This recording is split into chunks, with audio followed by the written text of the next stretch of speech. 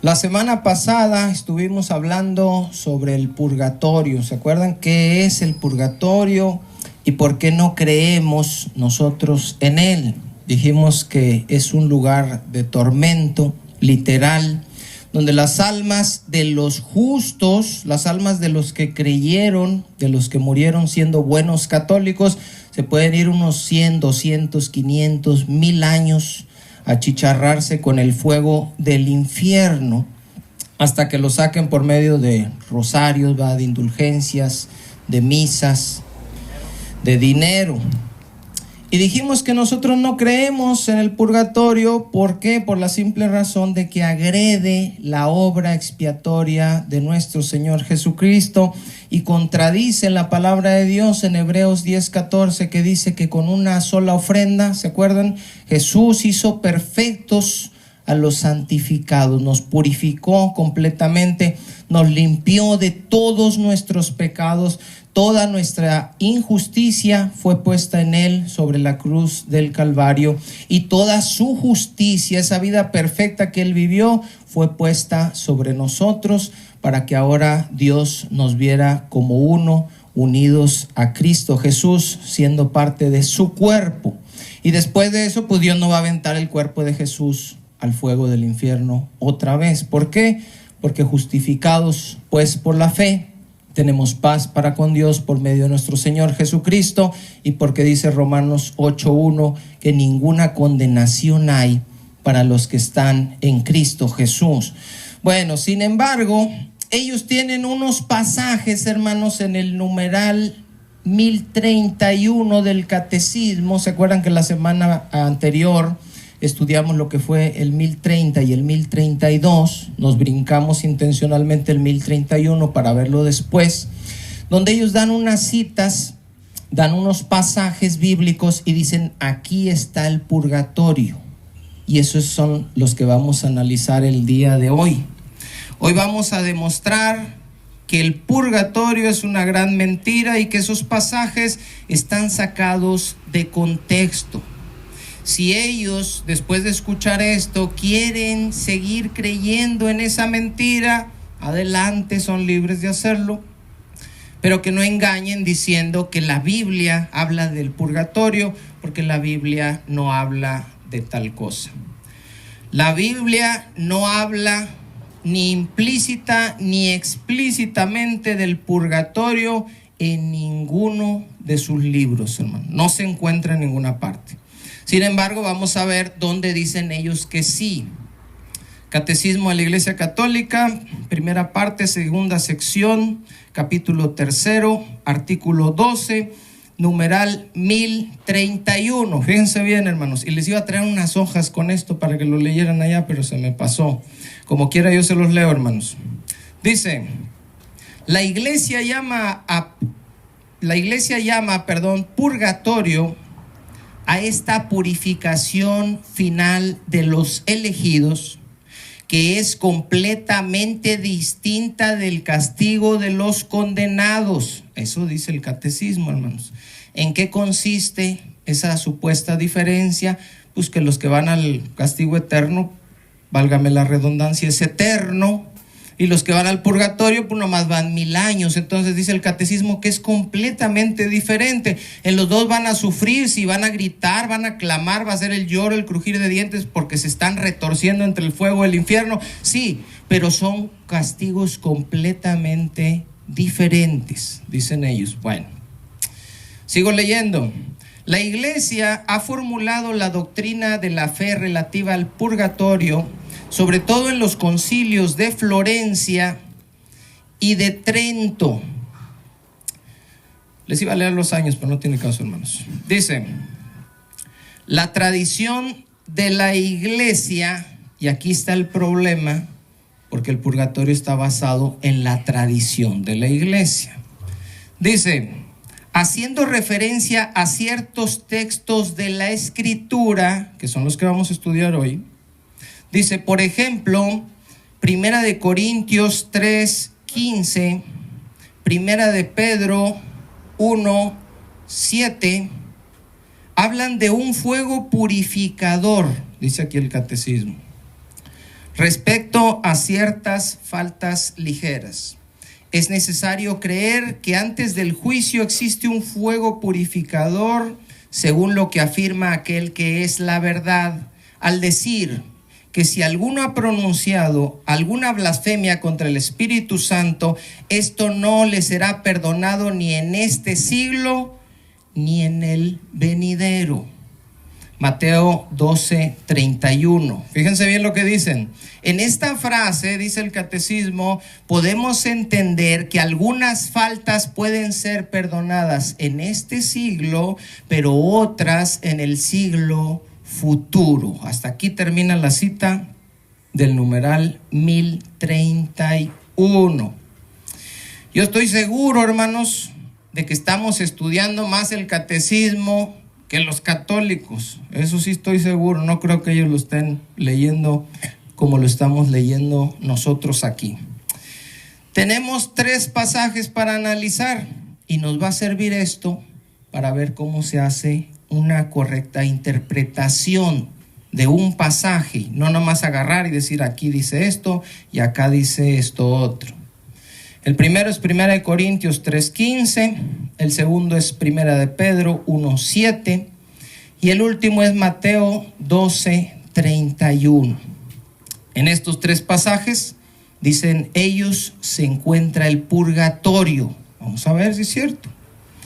Ahora, hay otro pasaje, hermanos, que usa el sacerdote Luis Toro, por si alguien lo ha visto, para defender el purgatorio. Cuando hay algún debate, Luis Toro se va a Mateo capítulo 5 y usa la parábola que Jesús da de ponte de acuerdo con tu adversario, no sea que el adversario te entregue al juez y el juez al alguacil y el alguacil a la cárcel.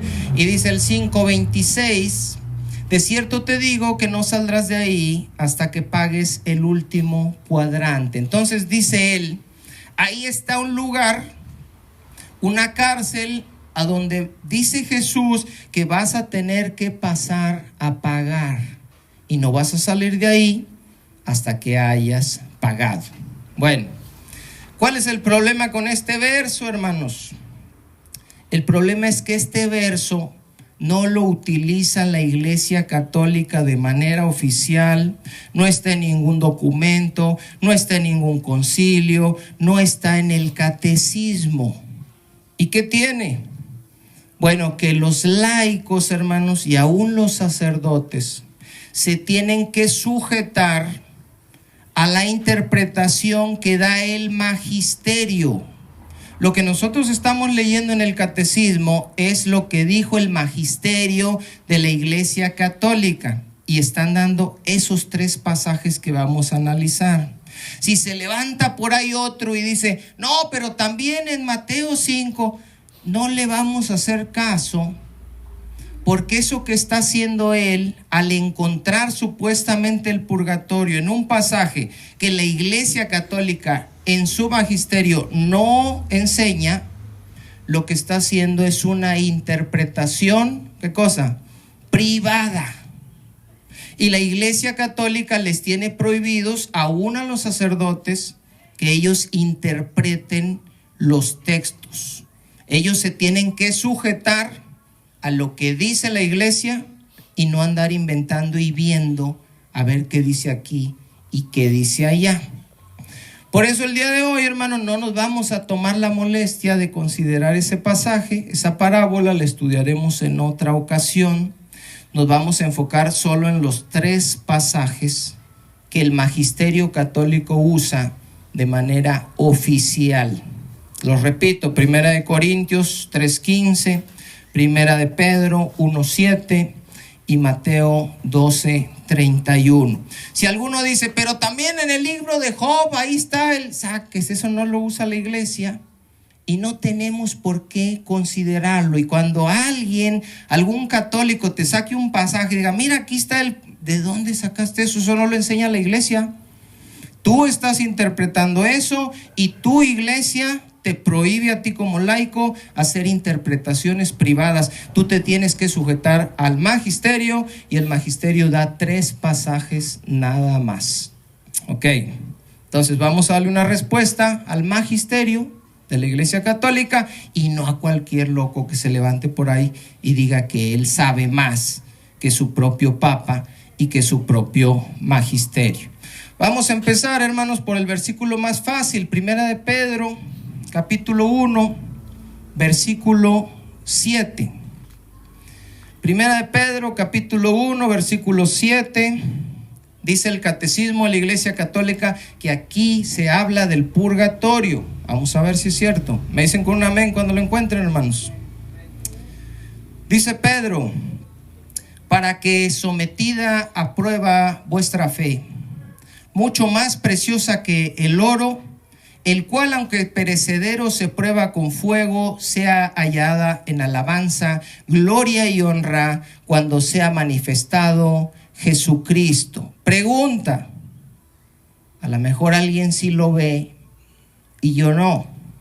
A lo mejor necesito ya lentes espirituales, hermanos. ¿Dónde ven el purgatorio ahí? ¿Alguien ve el purgatorio ahí? ¿Por qué dicen que ahí habla del purgatorio? Pedro no dice, hermanos, que al morir vamos a ir a un lugar donde vamos a ser atormentados con el fuego del infierno para ser purificados de nuestros pecados a fin de alcanzar la santidad necesaria para poder entrar al cielo, como leímos la semana pasada en el numeral 1030. Pedro está usando una parábola. Pedro está haciendo una comparación de dos cosas. Dice Pedro: miren, así como el oro se prueba con el fuego para ver si realmente es oro, y nosotros sabemos, ¿verdad?, quienes hemos ido por ahí a empeñar algo, cómo te revisan y te le pasan unos ácidos para ver si lo que estás llevando verdaderamente es oro. Dice Pedro: así la fe de los cristianos es puesta a prueba con las adversidades que vivimos. Todo lo que venga a tu vida lo vas a resistir si es que tu fe es verdaderamente fe. La fe que salva, la fe que sostiene, la fe que mantiene. Si no, pues te vas a desplomar. Fíjense el contexto desde el versículo 3. Ahí Pedro, vamos a leerle. Bendito, dice, el Dios y Padre de nuestro Señor Jesucristo. Estoy en el 1:3. Que según su grande misericordia nos hizo renacer para una esperanza viva por la resurrección de Jesucristo de los muertos, para una herencia incorruptible, incontaminada e inmarcesible, reservada en los cielos para vosotros, que sois guardados por el poder de Dios mediante la fe. Ahí está, hermanos, lo que les estaba diciendo. Para alcanzar la salvación que está preparada para ser manifestada en el tiempo postrero, en lo cual ustedes se alegran, aunque ahora, dice Pedro, por un poco de tiempo, y ese un poco de tiempo no significa que vas a sufrir un día o dos. Un poco de tiempo se refiere a lo que dura la vida humana, que dice Santiago que es como neblina, que un día estamos y al otro día ya no estamos. Dice Pedro: más que ahora, aunque ahora por un poco de tiempo, si es necesario, y todos sabemos que sí es necesario porque lo hemos experimentado, tengan que ser afligidos en diversas, ¿qué dice, hermanos? Pruebas.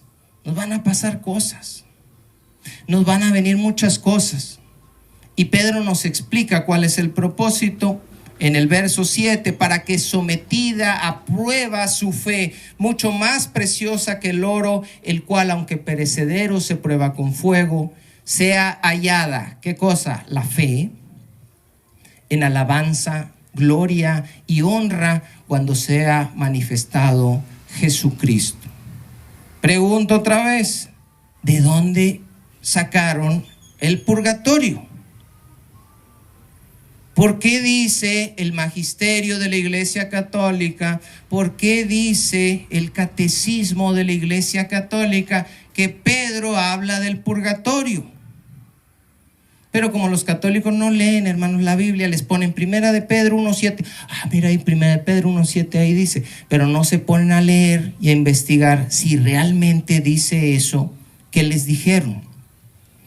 Yo me pregunto, ¿cómo es posible que aquellos que alegan y dicen tener la verdad, la tradición, el Papa, el Magisterio, el Espíritu Santo, 2000 años de antigüedad, saquen de contexto de forma tan grosera a Pedro para decir que Pedro está hablando del purgatorio, cuando claramente Pedro está hablando acerca de las pruebas que vienen a la vida del cristiano?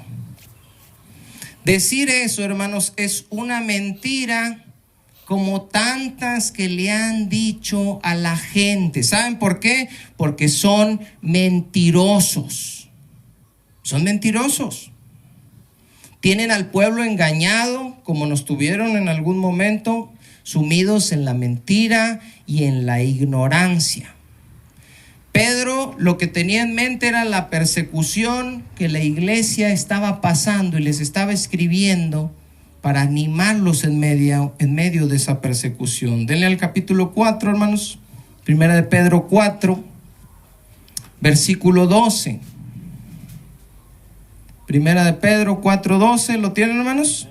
Dice Pedro: amados, no se sorprendan del fuego de prueba que les ha sobrevenido. Pregunta, ¿les explotó el boiler a los cristianos? ¿Cayó un meteorito? ¿Cuál era ese fuego, hermanos? Aquí dice, el fuego de la prueba. Era una prueba. Cuando nosotros estamos en medio de la prueba, sentimos que estamos en medio del fuego. Dice Pedro, como si alguna cosa extraña les aconteciera.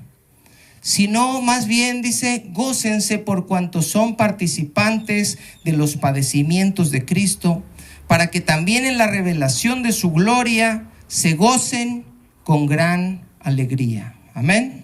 Esas palabras nos animan, pero ¿qué tiene que ver con el fuego del infierno quemándonos después de muertos para purificar nuestros pecados? Yo lo que veo, hermanos, es que si así está el catecismo, si esta es la revelación, el conocimiento y la sabiduría que tiene el magisterio de la Iglesia Católica, ¿cómo estarán los laicos?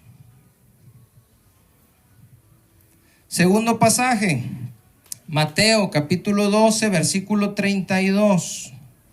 En el primero no hallamos en el purgatorio, vamos a ver en el segundo.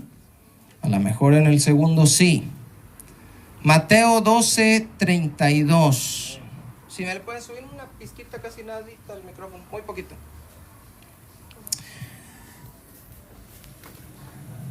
Dice, lo voy a leer, hermanos. A cualquiera que dijere alguna palabra contra el Hijo del Hombre le será perdonado, pero al que hable contra el Espíritu Santo no le será perdonado ni en este siglo ni en el venidero. Otra vez vuelvo a preguntar, ¿alguien ve el purgatorio ahí?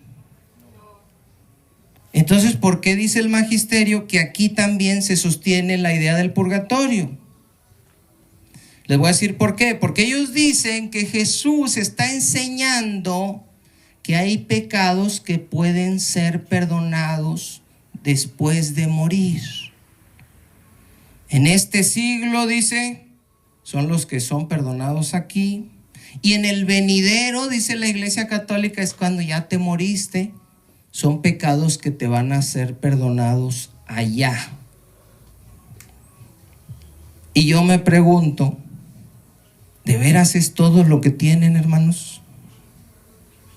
Uno se prepara y uno estudia y uno dice, a ver, vamos a hablarles del purgatorio, y ellos sacan 3 citas y uno dice, ahorita me la van a poner complicada porque voy a tener que explicarle a los hermanos esos pasajes y pues a lo mejor son complicados, ¿verdad? Y son muy profundos y hay de repente algunas palabras que no se entiendan. No, te ponen unos pasajes Facilitos, hermanos.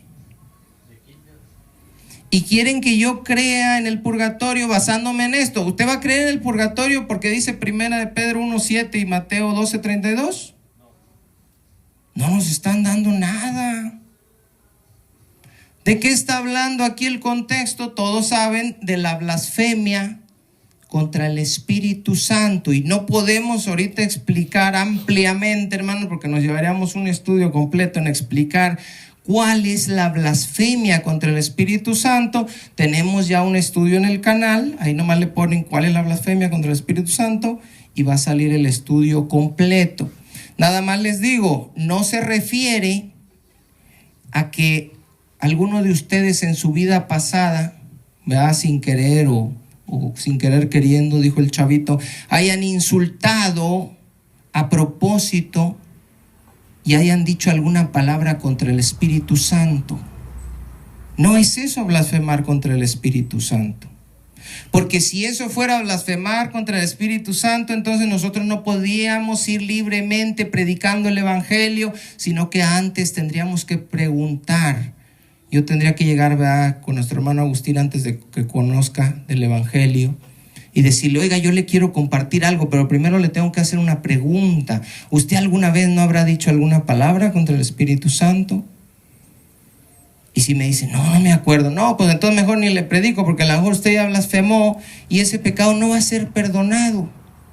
Esa no es la blasfemia contra el Espíritu Santo. Tampoco blasfemar contra el Espíritu Santo es cuestionar en ciertos lugares supuestas manifestaciones del Espíritu, donde la gente está vomitando, riéndose, revolcándose en el piso como serpientes, o hablando todos en lenguas, ¿verdad?, al mismo tiempo, sin que haya orden, sin que haya intérprete, y parece corral de guajolotes, nomás y que usted diga, yo no creo que eso sea del Espíritu. ¡Oh! No vayas a decir nada. ¿Por qué vas a blasfemar contra el Espíritu Santo? ¿Por qué? Porque sabemos que cuando hizo un milagro Jesús, dijeron, Él no lo hizo por el poder de Dios, lo hizo por Belcebú. ¿Se acuerdan? Entonces alguien dice, no, si yo le atribuyo al Espíritu de Dios, o más bien, si yo cuestiono algo como que es falso y es del Espíritu de Dios, voy a blasfemar. No es esa la blasfemia.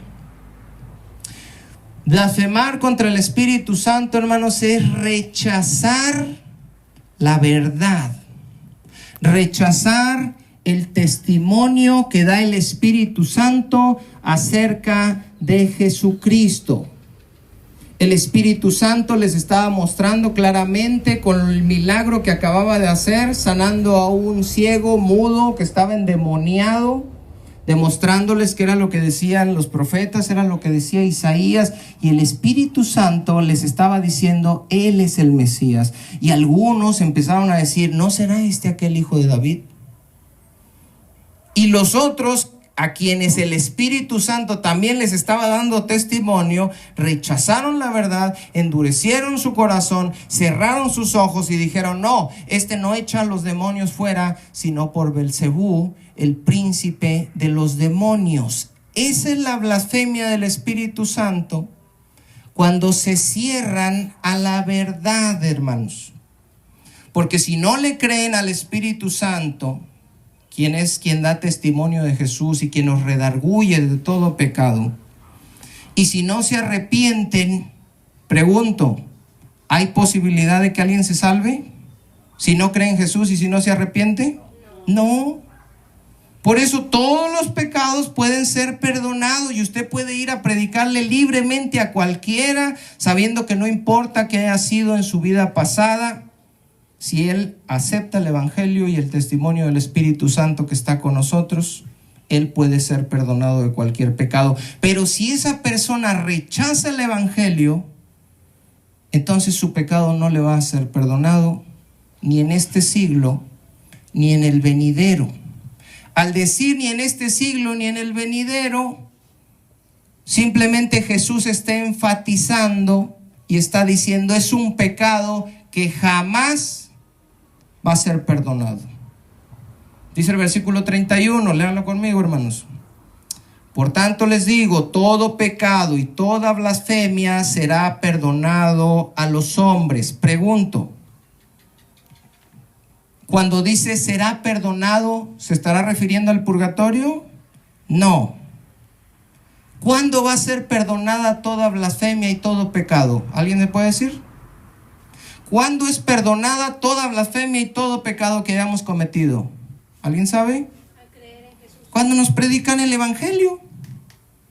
Cuando nos predican y creemos y aceptamos el testimonio, dice Jesús, todo pecado y toda blasfemia les va a ser perdonado a los hombres. Mas la blasfemia, dice, contra el Espíritu no les será perdonada. ¿Por qué? Porque si ellos no creen y se mueren en esa incredulidad, ¿van a obtener perdón? No. No se arrepintió, rechazó el ministerio del Espíritu Santo, no creyó acerca de Jesucristo, se muere en sus pecados, no va a alcanzar perdón jamás. A cualquiera, dice Jesús y repite, que dijere alguna palabra contra el Hijo del Hombre, le será perdonado. Se refiere a cuando nosotros no éramos creyentes. Y si por ahí le decían, mira que Jesús, no, que Jesús tal por cual y que la Biblia tal por cual. Señor, después te acuerdas, no habré blasfemado contra el Espíritu Santo. No, dice Jesús, todo lo que hayas dicho se te va a perdonar. Pero al que hable, dice, contra el Espíritu Santo, no le será perdonado. Ni en este siglo, ni en el venidero. Este siglo se refiere al tiempo presente, mientras ellos están viviendo y rechazan el evangelio. Luego ellos van a morir, hermanos, y el siglo venidero se refiere a cuando esas personas van a resucitar, porque sí saben que todos van a resucitar, ¿verdad? Los buenos y los malos, todos van a resucitar. ¿Cuándo? En el siglo venidero. ¿Cuándo es eso? Cuando venga Jesús. Y cuando vean a Jesús, todos los que lo rechazaron mientras estuvieron en vida, ¿ustedes creen que van a creer en Él? Claro que van a creer en Él, porque ya lo van a estar viendo. Van a salir de las tumbas, van a ver el hoyo donde estaban, van a ver que está Jesús, van a ver el trono, van a ver la luz. ¿Cómo no van a creer si ya lo están viendo? ¿Se van a arrepentir? Claro que se van a arrepentir, hermanos. Van a llorar y lo van a ver y van a clamar y van a decir, es Jesús, era verdad, sí es Él, sí existió. ¿Les va a servir de algo? No. Ya no van a ser perdonados. Ni en este siglo, ni en el venidero. Porque ya cuando lo vean, en aquel tiempo todos los que lo vean se van a arrepentir, pero ya no les va a servir de nada. Ahora, el purgatorio en última instancia no ofrece perdón de pecados en el siglo venidero, que no se hagan los locos. El purgatorio ofrece perdón de los pecados después de la muerte. Y en todo caso Jesús debió decir, ni en esta vida, ni después de muertos. Pero Jesús no dijo eso, porque Jesús no estaba hablando de eso. De dos pasajes, hermanos, tristemente llevamos dos y vemos la gran pobreza de entendimiento que tiene no un católico, el magisterio, el catecismo, con todo eso que reclaman. Nosotros hicimos la Biblia, nosotros tenemos 2000 años, nosotros tuvimos aquí a Pedro y a Pablo. Nosotros tenemos al sucesor de Pedro, pero no tienen sabiduría, no tienen revelación de Dios. Citan pasajes a lo loco que no tienen nada que ver. Y vamos a leer el último, 1 Corintios 3:15. Dejé este para el final porque este es un poquito más complicado que los anteriores. Y uno tiene que reconocer, hermanos, cuando hay argumentos buenos y cuando hay argumentos malos. Y si bien no es un muy buen argumento, por lo menos sí está mucho mejor que los otros dos. Y sí puede llegar a confundir un poquito más por lo que dice. Primera de Corintios 3:15. Quiero que lo leamos, hermanos, pensando por un momento que sí existe el purgatorio. Háganse la idea de que sí existe. Nomás vamos a hacer ese experimento y luego lo vamos a leer. Fíjense, dice: si la obra de alguno se quemare, él sufrirá pérdida, si bien él mismo será salvo, aunque así como por fuego. Tómala, hermano. Parece como que sí, ¿verdad? Él va a ser salvo, pero así como por fuego. Si nosotros tenemos una idea preconcebida ya sobre un texto y después leemos el texto, entonces parece que el texto dice lo que nos están diciendo que dice, hermanos. Aquí vemos a alguien que tiene que pasar por el fuego y que al final, aunque pasó por el fuego y sufrió pérdida, dice, fue salvo. Y uno dice, ah, caray, a lo mejor sí, ¿verdad? Bueno, esto es lo que hace el padre Luis Toro, hermanos.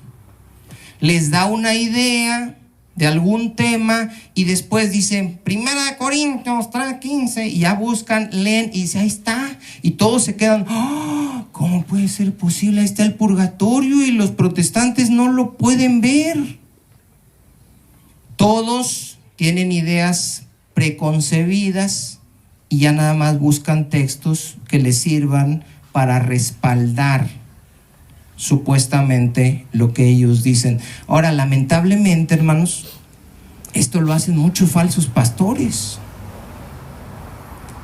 A este tipo de estudios se les llama temáticos.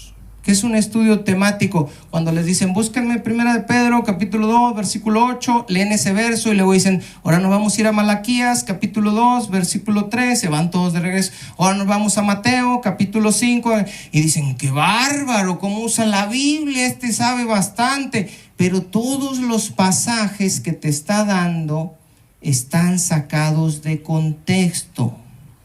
Todos esos pasajes tienen un contexto. Si la persona que los está citando conoce el contexto de todos esos pasajes y no los está sacando de contexto y está transmitiendo una idea que esté bien trazada conforme a las escrituras, se puede hacer un sermón temático.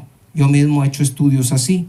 Les doy de un libro, les doy de otro libro, pero no estoy sacando de contexto los pasajes. Sin embargo, hay gente que los saca y les dice que la Biblia dice cosas que la Biblia no dice.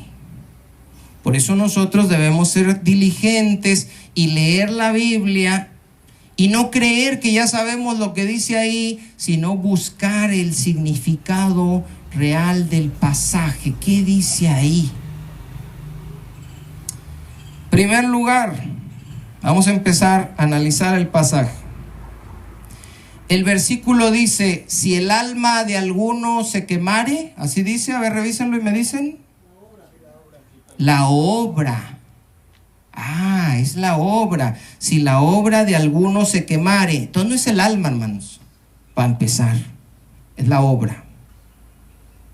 Lo que va a ser probado, según el texto aquí, con fuego no es el alma. Para ser purificada es la obra del creyente.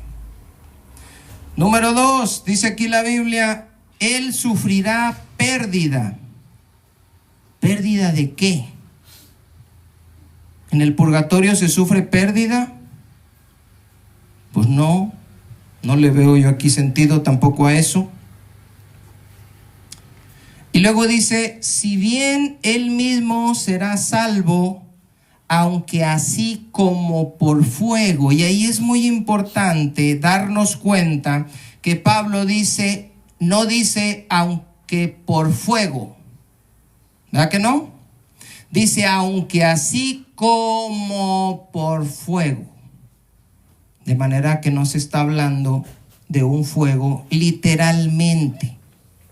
Claramente, hermanos, con estas tres preguntas se puede ver que no se está hablando del purgatorio.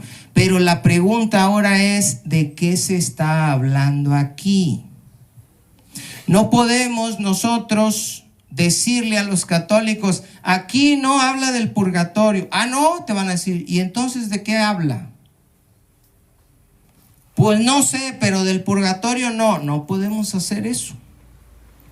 Tenemos nosotros que tener la capacidad de enseñarles qué dice realmente el texto. ¿En qué está pensando Pablo cuando escribe esto del fuego? Y si así será salvo y sufrirá pérdida, ¿qué estará en la cabeza de Pablo? Lo que él está pensando en ese momento que escribe eso no es el purgatorio, sino en el tribunal de Cristo.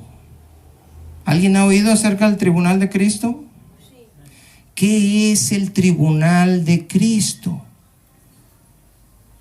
El tribunal de Cristo, hermanos, es un lugar por donde todo creyente verdadero, solo los salvos, puros salvos, van a pasar por ahí después de morir.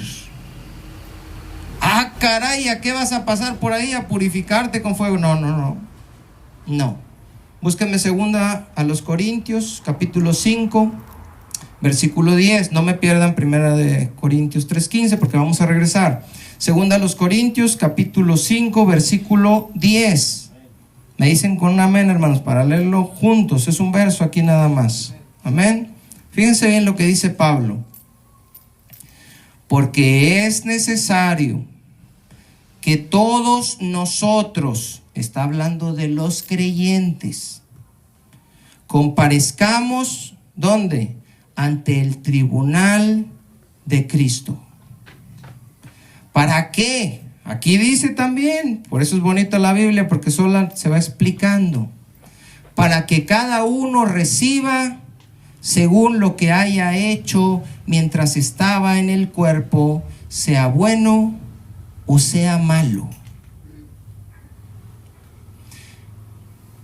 Nosotros ya no vamos a ser juzgados, hermano, no vamos a ser condenados por nuestros pecados, porque Jesucristo tomó nuestros pecados, los puso sobre él, recibió la ira de Dios y todos nuestros pecados, dice la Biblia, los echó en lo profundo del mar. Y nunca más me acordaré de sus pecados y de sus transgresiones, dice el Señor. Entonces, ¿para qué nos vamos a presentar delante del tribunal de Cristo? Es que vas a dar cuentas. ¿Pero dar cuentas de qué? ¿De mis pecados? No, tus pecados fueron perdonados. Vas a dar cuentas de tu vida en Cristo. ¿Qué hiciste? ¿Qué no hiciste? ¿Por qué lo hiciste? ¿Y por qué no lo hiciste?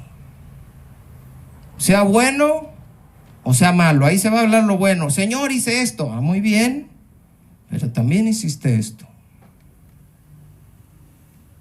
Y cuando te presentes delante del juez del universo, ¿saben con quién más te van a pasar? Vas a pasar solo. Y de tus malas intenciones, de tus malas obras, de tus intenciones del corazón, de todo lo que pudiste hacer y no hiciste, de todo lo malo que hiciste aún siendo cristiano, vas a tener que darle cuentas ahí al Señor. ¿Por qué lo hiciste? De todo. Y Dios va a juzgar nuestras obras. Esta es la razón, hermanos, que da la Biblia por la cual nosotros no nos debemos juzgar los unos a los otros, en el sentido de que si alguien está haciendo algo malo, al final ese alguien le va a tener que dar cuentas a Dios. Amén. Tú le vas a tener que dar cuentas a Dios. Y a lo mejor crees que la libraste, y a lo mejor dices, bueno, nadie me dijo nada, ¿verdad? Tuve actitudes incorrectas. Pero vas a dar cuenta de eso y no nos corresponde a nosotros estarnos juzgando. Dice Romanos capítulo 14, versículo 10. Búscalo, hermanos. Romanos 14, 10. Me dicen con un amén cuando lo encuentren. Romanos 14, 10. Pero tú, ¿por qué juzgas a tu hermano? O tú también, ¿por qué menosprecias a tu hermano? Porque todos compareceremos, ¿dónde, hermanos? Ante el tribunal de Cristo. ¿A qué vamos a ir ahí? A dar cuentas. Se nos van a pedir cuentas. Dice, tú no le pidas tanto cuentas a uno, le digas a uno o al otro. Tú dedícate a lo tuyo y déjale lo demás a Dios. Si en esta vida Dios no le hace pagar ciertas cosas que está haciendo mal, llegando allá se va a presentar delante de Él y se le van a pedir cuentas. ¿Por qué hiciste esto? Apocalipsis capítulo 22, versículo 12. Yo se los leo, hermanos. He aquí yo vengo pronto y mi galardón conmigo para recompensar a cada uno, ¿qué cosa? Ya se lo saben. Según sea su obra. Según lo que hayas hecho en tu vida cristiana. No hay nada que ver aquí, otra vez vemos con el purgatorio. Pablo tiene la idea del tribunal de Cristo. Según el problema, hermanos, búsquenme 1 Corintios, porque no les voy a decir, ya ven, no dice eso, y no les expliqué el contexto. Ahorita leímos el contexto general, Apocalipsis 22, 2 Corintios 5, Romanos. Ahora tengo que explicarles el contexto inmediato, hermanos. Y vamos a empezar desde el capítulo 1, 1 Corintios, capítulo 1, versículo 11 y 12. ¿Cuál era el problema con los corintios? Estaban divididos. Y uno decía, yo soy de Pedro, y otro decía, yo soy de Apolo, y otro decía, no, yo soy de Pablo, nomás lo que diga Pablo, y otro decía, no, yo soy de Cristo, y no le hago caso ni a Pedro ni a Pablo. Y estaban divididos. Dice el verso 11, porque he sido informado acerca de ustedes, hermanos míos, por los de Cloé, una familia que había llevado la información a Pablo, no el chisme, como en muchas iglesias se maneja, ¿verdad? ¡Ay! ¿Quién le dijo allá al supervisor el chisme? ¿No ven que el chisme es del diablo? No, aquí le informaron. Y Pablo no dice inspirado por el Espíritu Santo, porque ya me chismearon los de Cloé. No. He sido informado, me dieron información acerca de ustedes, hermanos míos, por los de Cloé, que hay entre ustedes contiendas. Se andan peleando entre ustedes. Quiero decir que cada uno de ustedes dice, yo soy de Pablo, yo de Apolos, yo de Cefas y yo de Cristo. Bueno, a partir de ahí, hermanos, capítulo 1, capítulo 2, capítulo 3, Pablo está hablando de lo mismo, es el mismo tema. No es, les voy a hablar ahora del purgatorio. No, 1, 2 y 3 está hablando de lo mismo. Búsquenme el capítulo 3, versículo 5. Y aquí van a darse ustedes cuenta, hermanos, que no hay una enseñanza aquí del purgatorio. Se está llevando un mismo contexto y el contexto es muy claro. Verso 5, ¿lo tienen? 1 Corintios 3, 5. ¿Qué pues es Pablo y qué es Apolos? Les pregunto a ustedes, hermanos. ¿Está llevando el mismo contexto o ya cambió de tema? ¿Ustedes qué ven? Es lo mismo. Primero dijo, ustedes están divididos, unos Pablo, unos Apolos, unos Cefas, que es Pedro. Y luego llegas al capítulo 5 y les dice, pues ¿qué es Pablo? ¿Qué es Apolos? Sigue hablando de lo mismo. No hay otro tema aquí que el purgatorio ni que nada. ¿Qué pues es Pablo y qué es Apolos? Servidores por medio de los cuales habéis creído. Y eso según lo que a cada uno le concedió el Señor. Yo planté, dice Pablo, Apolos regó, pero el crecimiento lo ha dado Dios, hermanos. Y entonces la gloria, ¿para quién es? Para Dios. No es, era Apolos, pero aquí llegó primero Pablo. No, es que Pablo se fue y después el que nos estuvo cuidando fue Apolo. No sean carnales, les dice ahí en el capítulo 3. En vez de hermanos, son carnales. Yo planté, dice, yo llegué y les enseñé al principio, sí, está bien. Apolo después regó la plantita, pero el crecimiento lo ha dado Dios. Dice el 7, así que ni el que planta es algo, ni el que riega, sino Dios que da el crecimiento. En una ocasión, ahorita me acordé, estaba hablando con uno de La Luz del Mundo, que le estaban cantando ahí a Samuel Joaquín. Y Samuel Joaquín, y los himnos son para él, no son para Dios. Y yo le decía, oiga, pero no dice la Biblia quién es Pablo. Y me dice, pues claro, ¿quién es Pablo? Le digo, y no dice quién es Apolos. Pues claro, ¿quién es Apolos? Le digo, y no dice quién es la Virgen María. Pues claro, ¿quién es María? Y no dice quién es Samuel Joaquín. No, dijo, ese no, dijo. Ese sí es algo. No. Ni María, ni Pablo, ni Apolos, ni Samuel Joaquín, ni Nazón, ni tú, ni yo. Somos siervos nada más. Nada más. Así que ni el que planta es algo, ni el que riega, sino Dios que da el crecimiento. Y el que planta y el que riega son una misma cosa. Y luego fíjense lo que dice, hermanos, y por amor de Dios, pídanle a Dios sabiduría y el Espíritu Santo les va a revelar con este pedacito la clave para interpretar el pasaje. Y el que planta y el que riega son una misma cosa. ¿Qué son ellos? Siervos. Y luego, ¿qué dice, hermanos? Aunque cada uno recibirá su recompensa conforme a su labor. ¿Cuándo va a recibir la recompensa? ¿Cuándo creen? Cuando se presenten delante del tribunal de Cristo. Ahí se nos van a dar las recompensas. Ahí se va a saber quién estaba haciendo las cosas diligentemente, quién le estaba flojeando, ¿verdad? Quién medio hacía y como que no hacía y luego hacía poquito. La obra de cada uno ahí se va a probar. Y dice Pablo, nosotros somos solamente siervos, aunque cada uno va a recibir su recompensa conforme a su labor, conforme a su obra, conforme al trabajo que rindió como siervo de Jesús.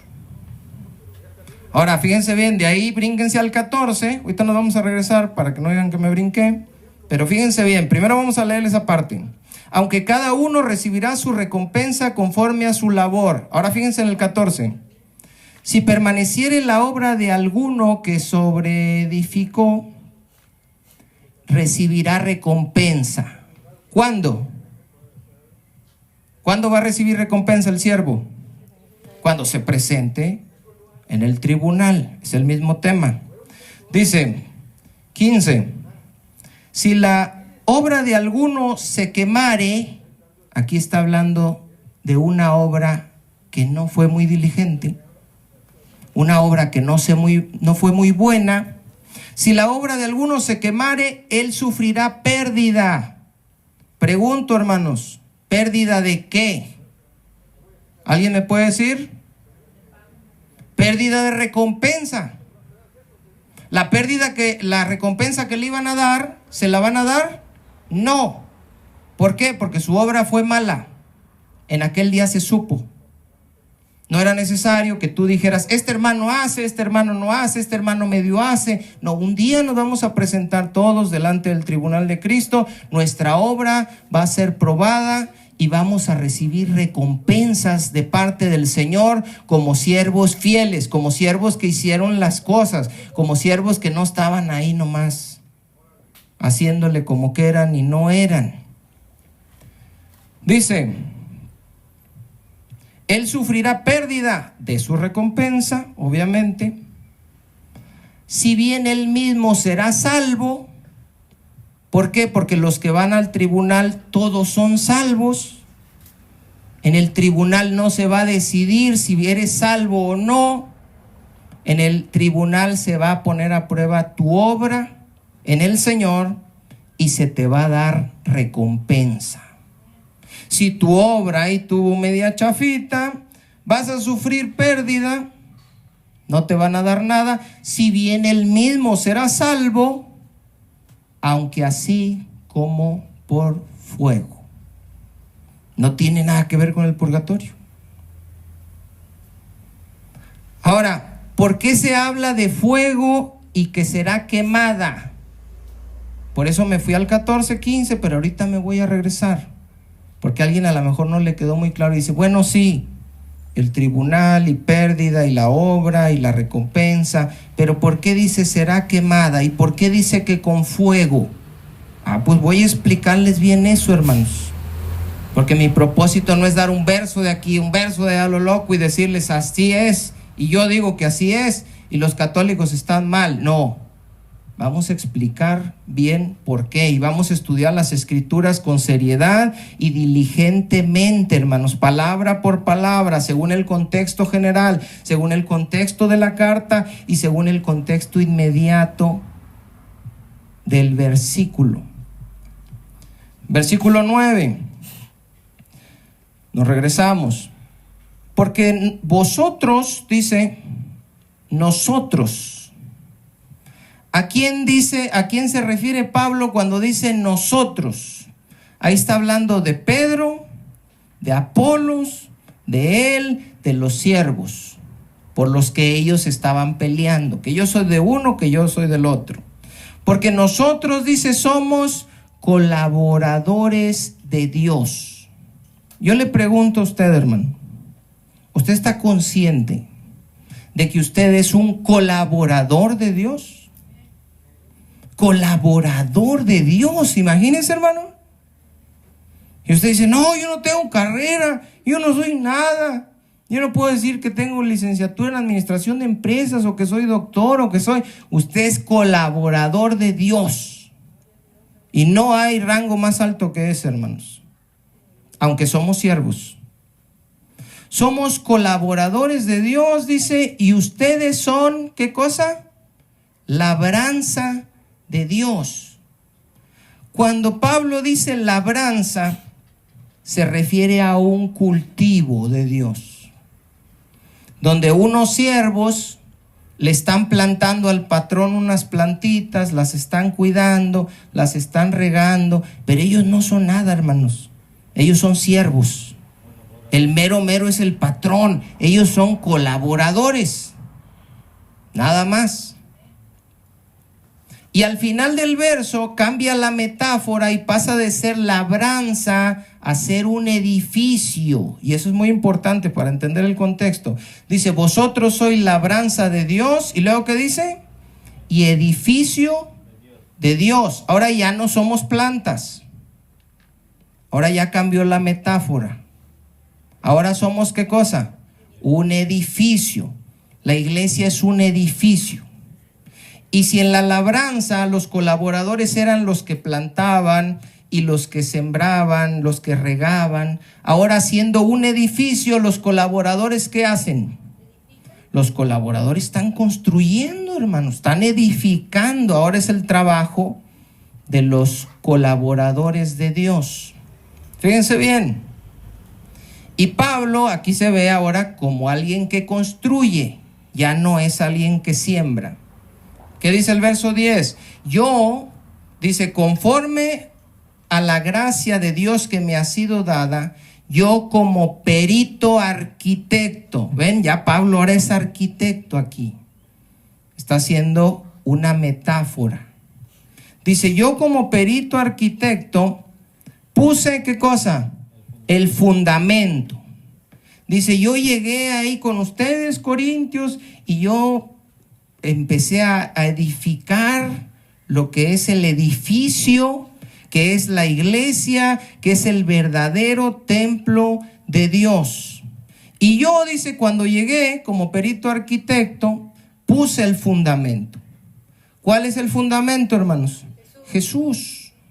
Que creyeran en la vida y obra de Jesús, que creyeran que Jesucristo es el Hijo de Dios. Por eso cuando Pedro le dice, allá en aquel pasaje, tú eres el Cristo, el Hijo del Dios viviente, el Hijo del Dios vivo, Jesús le dice, bienaventurado eres, Pedro, porque no te lo ha revelado carne ni sangre, y yo te digo a ti que tú eres Pedro, y sobre esta roca, no sobre ti, sobre esta roca que acabas de decir, que yo soy el Hijo de Dios, voy a edificar, la misma figura que tiene aquí Pablo, a construir un edificio, a edificar mi iglesia, y las puertas del Hades no prevalecerán contra ella. Y se está refiriendo a quiénes, hermanos, a nosotros. Nosotros somos piedras vivas, dice Pedro, nosotros somos el templo, somos la morada de su Espíritu. Dice Pablo, conforme a la gracia que me ha sido dada, yo como perito arquitecto puse el fundamento y otro edifica encima. Aquí se refiere a las enseñanzas que vinieron después, Apolo, Cefas y lo que estaban después edificando. Pero cada uno dice, mire cómo sobreedifica. ¿Por qué? Porque nuestra obra va a ser puesta a prueba y vamos a tener que dar cuentas de lo que hicimos como colaboradores de Dios. ¿Cuándo? En el tribunal de Cristo, y ahí se nos va a dar nuestra recompensa. Por eso dice, vean cómo sobreedifican, tengan cuidado cada uno de su propia obra. Y dice el 11, porque nadie puede poner otro fundamento que el que está puesto, el cual es Jesucristo.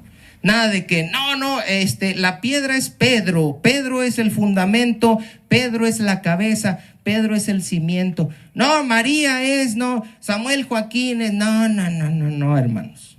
No es cierto eso, el que es el fundamento es mi pastor, porque él es el mero. No, el fundamento es Cristo. Nadie puede poner otro.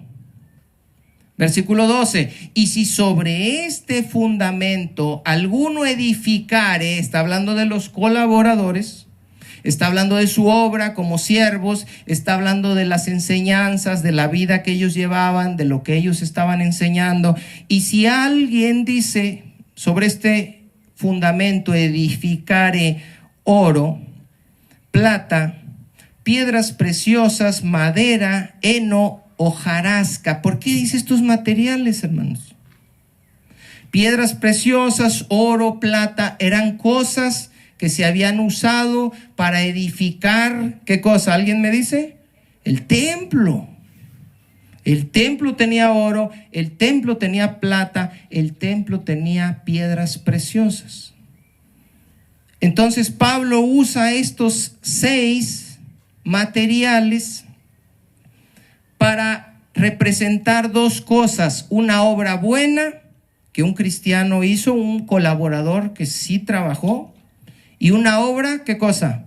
Mala, de alguien que es salvo, de alguien que se va a presentar en el tribunal de Cristo, que no va a recibir recompensa, que se va a salvar, pero realmente el Señor va a decir, pues pásale, pero tú ni trabajaste, man. 3 materiales de estos se destruyen con el fuego fácilmente: madera, heno, hojarasca, y 3 no. Estas son las obras de los colaboradores. Dice el 13, la obra de cada uno, repito, todo el tiempo está la obra, colaboradores, la obra, edificas, siembras. No se ve el purgatorio por ningún lado. La obra de cada uno se hará manifiesta. Les voy a preguntar a ver si están despiertos. ¿Cuándo? En el tribunal de Cristo, hermanos, todo el tiempo está hablando Pablo de esto. La obra de cada uno se va a hacer manifiesta. No es así como que me hice loco y le hice como que hacía, ¿verdad? Y a la mera hora todos van a creer que yo también andaba haciendo y en realidad no hice nada. No, todo se va a saber. Se va a saber que no hiciste nada. Se va a saber que fuiste negligente, perezoso. Se va a saber que no trabajaste como un buen siervo.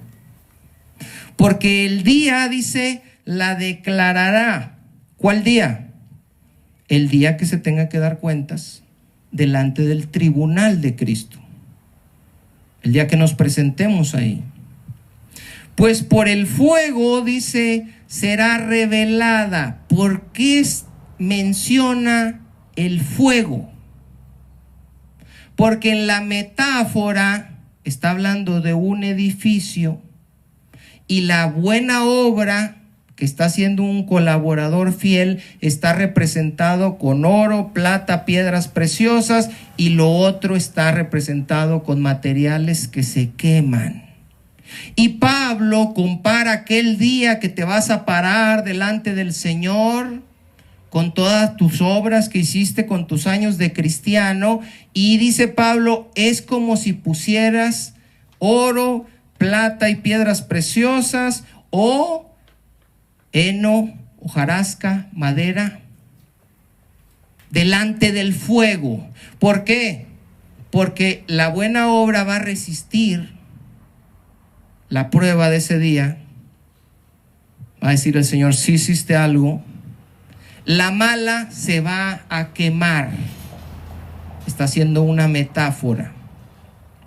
Ahora,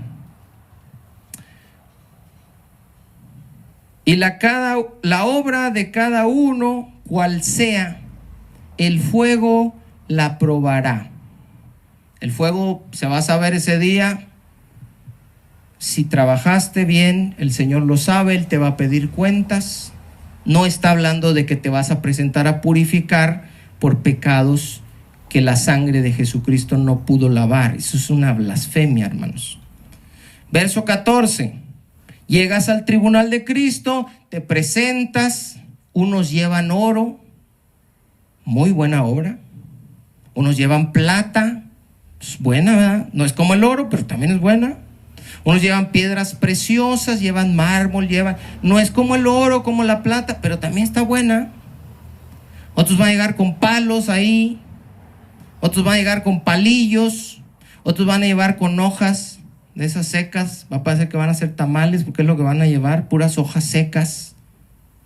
Y dice el verso 14, si permanece la obra de alguno que sobreedificó, de un colaborador, si tu obra fue buena, ¿qué dice? Recibirás recompensa. En el tribunal de Cristo vamos a ser recompensados, hermanos. Hay a quienes se van a poner sobre naciones, a gobernar. Pero el Señor está viendo no el que se cree mucho y no el que se ve más, sino el que es fiel en lo poco y el que se humilla a sí mismo, sabiendo que el mayor en el reino de los cielos es el menor y el que le sirve a los demás. En aquel día esos van a ser levantados y van a ser puestos sobre naciones para gobernar, porque vamos a vivir en un lugar con orden y va a haber gobiernos y va a haber cosas. No vamos a hacer gasparines volando, hermanos. Y van a decir, ay, ¿por qué al hermano lo pusieron allá y a mí no? O porque tú no hacías nada. Si permaneciere la obra de alguno que sobreedificó, va a recibir recompensa. Pregunta, ¿esa recompensa es la salvación? No. ¿Por qué? Porque dice la Biblia que nosotros no somos salvos por obras. No somos salvos por obras. No es, yo me salvé porque soy bien bueno. No, hombre, bueno, ¿para qué? Ya ni te digo. No somos buenos, no hay justo ni aún uno, somos pecadores. Y si somos salvos es por gracia, de manera inmerecida, por medio de la fe en Jesucristo, el único justo. Aquí no estamos hablando de quién se salva o quién no se salva. Aquí estamos hablando de quién recibe recompensa y quién se portó como un colaborador fiel y trabajador en la obra, siendo diligente para edificar al cuerpo de Cristo, que es su novia, que es la iglesia, que es su templo. Entonces, ¿cuál es la recompensa que se pide, que se pierde más bien, o que se gana? Lo que el Señor nos vaya a otorgar en su reino. Si la obra de alguno se quemare, aquí está lo contrario, los que llevaron hojas de tamales, hojas de árbol secas, palitos, él sufrirá pérdida. ¿Pérdida de qué? No le van a dar nada. Oye, Señor, ¿y a mí me vas a poner sobre una nación? No, hombre, ya di con que pasaste, hombre. Ya pasaste tú de panzazo, así con 6, te metiste aquí, ya da gloria a Dios por eso. ¿Quieres recompensa y quieres todavía que te ponga a chambear acá? Pues si no chambeaste allá, ¿cómo vas a chambear allá? Dijo el Señor que el que es infiel, ¿en dónde? ¿En lo poco? ¿Es infiel en qué? En lo mucho. Y el que es fiel en lo poco, va a ser fiel en lo mucho. Si tú eres infiel aquí, ¿vas a ser chambeador cuando te pongan allá? No. No, el Señor sabe que no. Si la obra de alguno se quemare, él va a sufrir pérdida, no va a tener recompensa en el tribunal de Cristo. No fue un obrero dedicado que edificó con buenos materiales, no fue un colaborador que se esforzó como la gracia y el amor de Dios merecían que te esforzaras por servirle a tu Señor. Si bien, dice, él mismo será salvo. Y gloria a Dios por eso, hermanos. La salvación no estaba en juego. Por eso no. Aunque así como por fuego. ¿Por qué dice aunque así como por fuego? Porque le pasó como a los 3 cochinitos, hermanos. ¿Se acuerdan de la historia? Uno tenía su casita de paja, uno tenía su casita de palos, uno tenía su casita de ladrillo, y a la mera hora, ¿cuál fue la que resistió la prueba? La de ladrillo. Y las otras 2 a volar. Ahora, ¿el lobo se tragó a los 2 puercos esos? No, hermanos, se salvaron, pero les pegó una corretiza en lo que llegaban a la casita del otro. Si bien fueron salvos, pero así como por fuego. ¿Qué quiere decir? Estuviste a punto. A punto. Por si alguien dice, pues yo me conformo con el 6. Aguas. Porque en una de esas no llegan ni al 6. No dice, va a ser salvo por fuego, porque no hay fuego. No voy a llegar yo y voy a soplar el micrófono, hermanos, para que no se asusten. No voy a llegar yo y voy a decir, a ver, Señor, pruébame. Me avienta fuego. ¿Sí la libré? No, esa no es la idea, hermanos. Así como por fuego. El Señor, el juez del universo, el que conoce nuestros pensamientos, las intenciones del corazón, aquel al que no puedes engañar, te vas a presentar delante de él y te va a pedir cuentas. Si es que tu fe fue verdadera y si es que te vas a presentar delante de él, porque si no te va a tocar delante del juicio del gran trono blanco, donde los que se van a presentar ahí no van a ser para ver a quién le dan su recompensa. Todos esos van a ser arrojados con furia y con ira al lago de fuego. Pero yo creía, no, tú no tenías ni frutos. Acá estoy evaluando las obras. Pero si tú no tienes frutos, si tú no tienes el carácter de Jesús en tu vida, amor, gozo, paz, paciencia, benignidad, bondad, fe, mansedumbre, templanza, ya la hacha está puesta a la raíz de los árboles, y todo árbol que no dé buen fruto, ¿qué le va a pasar? Va a ser cortado y echado en el fuego. Entonces a lo mejor tú dices, no, yo con que pase en el tribunal sin a lo mejor hasta para el fuego vas.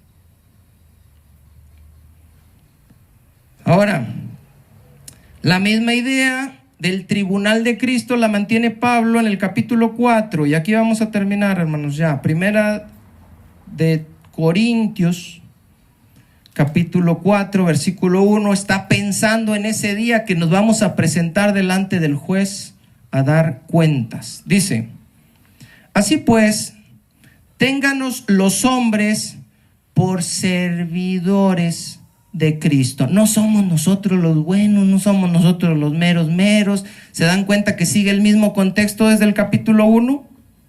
¿Creen que en el capítulo 1 y 2 estaba hablando de eso? En el 4 también, y en el 3 se metió la enseñanza del purgatorio. No, hermanos, son puras mentiras católicas eso.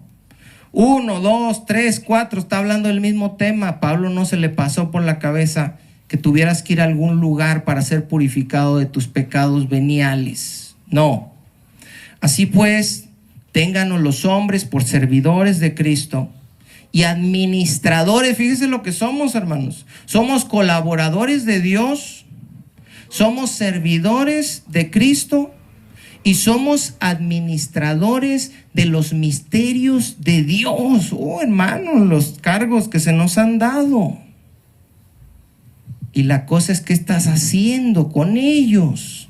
Eres administrador de los misterios, eres siervo de Dios, eres colaborador de Dios. ¿Estás chambeándole o no? Somos edificio, hermano, también. Sí. Dice, ahora bien, se requiere que los administradores, de los colaboradores, de los siervos, que cada uno, que dice, sea hallado fiel. Tienes que ser fiel. Y hay quienes sí son fieles, pero pues no hicieron mucho, pero sí eran fieles, hicieron aunque sea poquito. Y dice el Señor, bueno, casi ahí como que tenías para más, pero bueno, como quiera, vas para adentro. Yo en muy poco, dice Pablo, tengo el ser juzgado por ustedes. Y Pablo no era soberbio, hermanos, altivo, jactancioso, pero dice, a mí no me interesa mucho lo que ustedes dicen de mí. ¿Por qué? Porque de repente llegaban los falsos y los falsos les decían que Pablo era falso y ellos decían que Pablo era falso. Y porque ellos decían que Pablo era falso, ¿Pablo era falso? No. Entonces dice Pablo, a mí no me preocupa mucho lo que ustedes digan de mí. O por tribunal, ¿qué dice? Humano. No, a mí no me preocupa que me juzguen en un tribunal humano por mi comportamiento.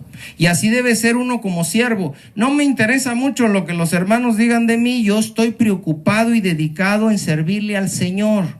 Si no les parece, dice Pablo, pues no me preocupa mucho. No me preocupa mucho que me lleven ante un tribunal humano a mí ahorita y me digan, a ver, ¿a qué te dedicas? ¿Cómo te llamas? No, pues no tengo ningún problema.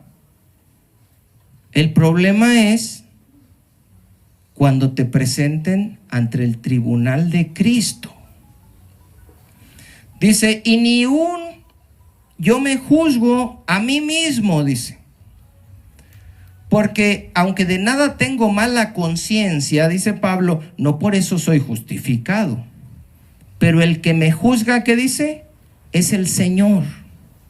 Así que no juzguen nada antes de tiempo. ¿Por qué? Porque va a llegar un día en que todos vamos a pasar por ese tribunal y se nos van a pedir cuentas. Entonces dice Pablo, ustedes no juzguen antes de tiempo hasta que venga el Señor, el cual aclarará también lo oculto de las tinieblas y manifestará las intenciones de los corazones.